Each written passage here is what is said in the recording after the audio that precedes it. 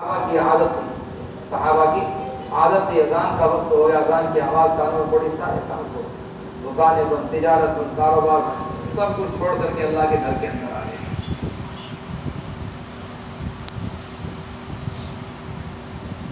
اذانیں ہو رہی ہیں، ہمارے کھیل چالو ہیں، اذان ہو رہی، ہمارا موبائل چالو ہے، اذان ہو رہی، گھر کے اندر لڑائی جھگڑے چالو ہیں، اذان ہو رہی ہے، گالی گلوچ چالو ہے، کوئی فرق نہیں پڑ رہا، کوئی فرق نہیں پڑ رہا۔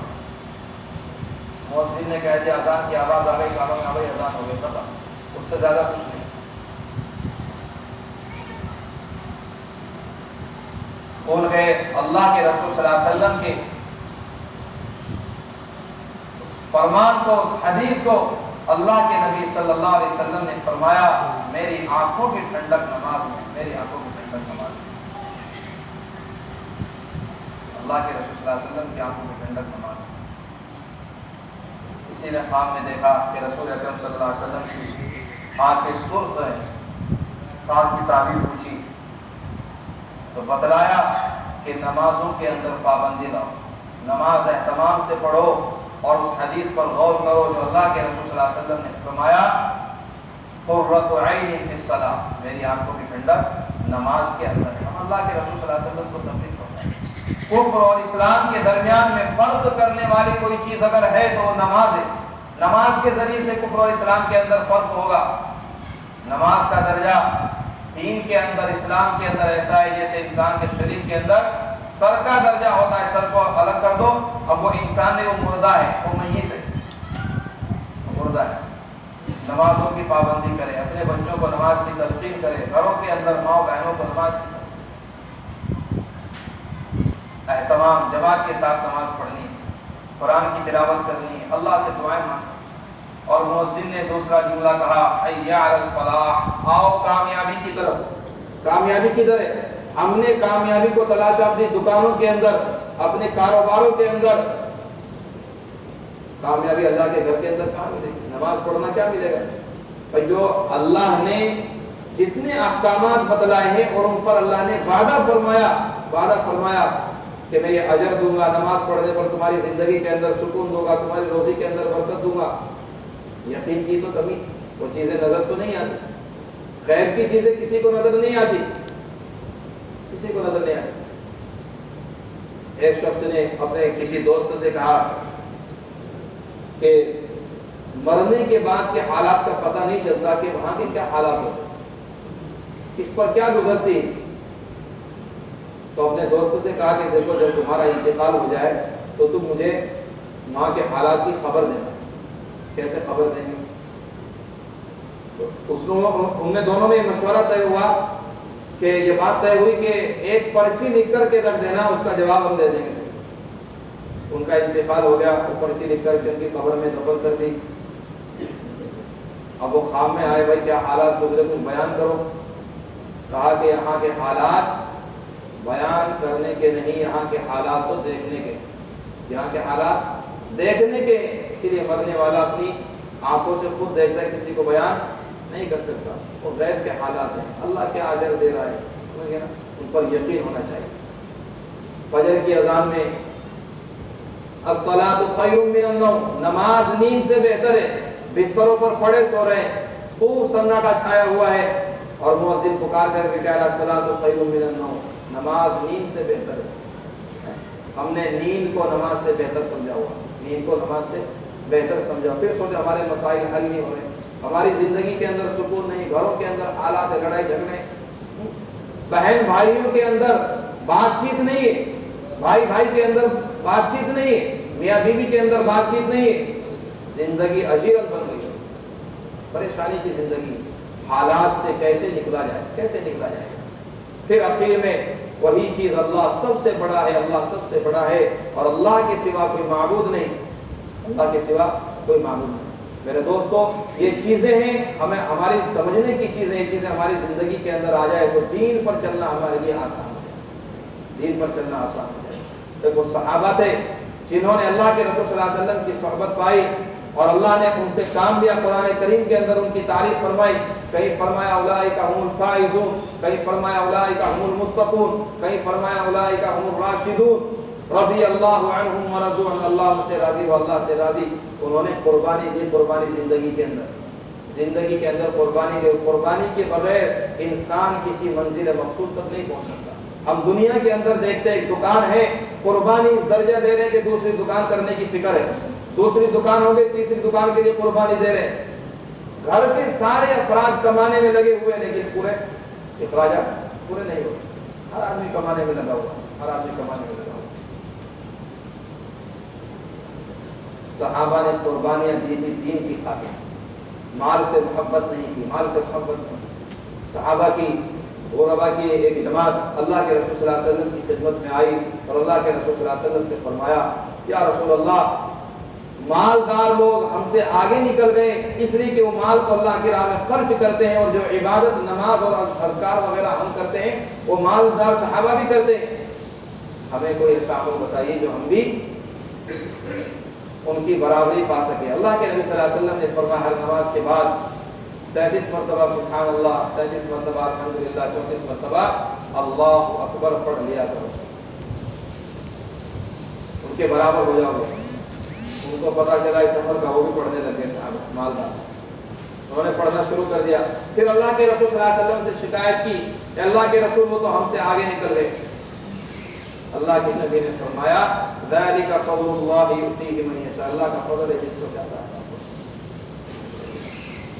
تو ان کے اندر جو ہے نا، ایک تو اعمال کے ذریعے سے یقین تھا، مال کے ذریعے سے یقین نہیں تھا.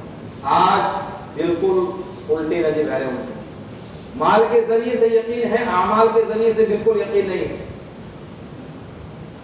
انسان کی زندگی کے اندر جو اللہ کے ضرور روزمرہ کے ایسے احکامات ہیں جن کو چھوڑنے پر گناہ ہے، اس کی زندگی کے اندر نفلی اور انفرادی اعمال اس کی زندگی کے اندر کیسے آئیں گے؟ اگر مرتبہ چاہتے ہو، مقام چاہتے ہو اللہ کے نزدیک، انفرادی اعمال بھی اپنی زندگی کے اندر لاؤ. اللہ سے کے سامنے رو، اللہ کے سامنے گڑ گڑاؤ، اللہ سے دعائیں مانگو. اللہ یقیناً سننے والا ہے. ہر وقت اللہ کے دروازے کھلے ہوئے ہیں اور اللہ ہر بندے کی آواز پر لبیک کہنے والا ہے. پکار، میں تیری پکار کو سننے والا ہوں.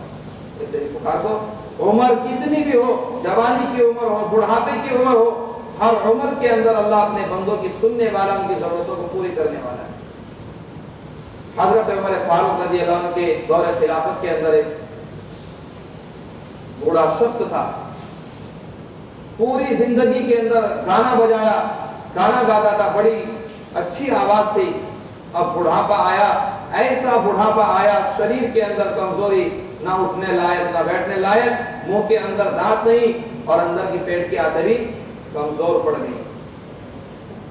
دل کے اندر ندامت آئی، اے اللہ، میں نے اپنی پوری زندگی کو تیری نافرمانی کے اندر گزار دیا، پوری زندگی تیری نافرمانی میں گزار دی، میری معافی کا کیا ذریعہ ہوگا؟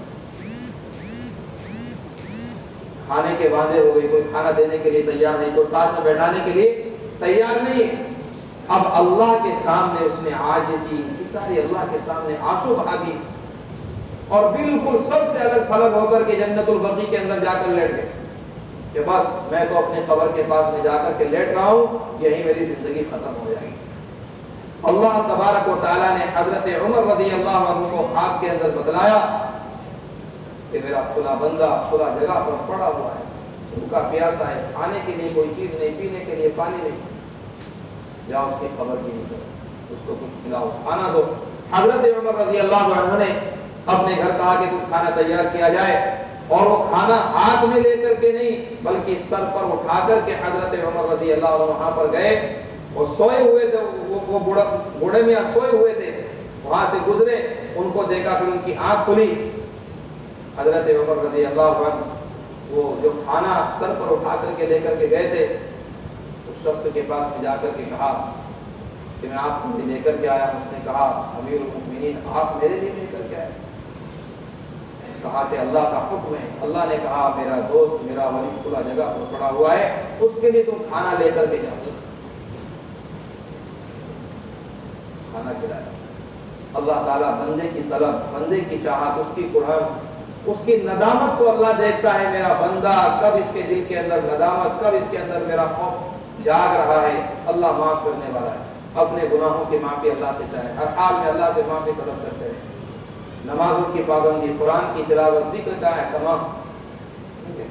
اور جب ہم اللہ کی یاد سے بالکل غافل ہو جاتے، اللہ زندگی کو تنگ کر دیتا ہے. وَمَنْ أَعْرَضَ عَنْ ذِكْرِي فَإِنَّ لَهُ مَعِيشَةً ضَنْكًا. اللہ زندگی کو تنگ کر دیتا ہے. قربانی کے ساتھ اللہ کی مدد آتی ہے. قربانی کے ساتھ صحابہ نے قربانی دی، اللہ نے فتوحات کا زمانہ بھی ان کی زندگی میں دکھایا.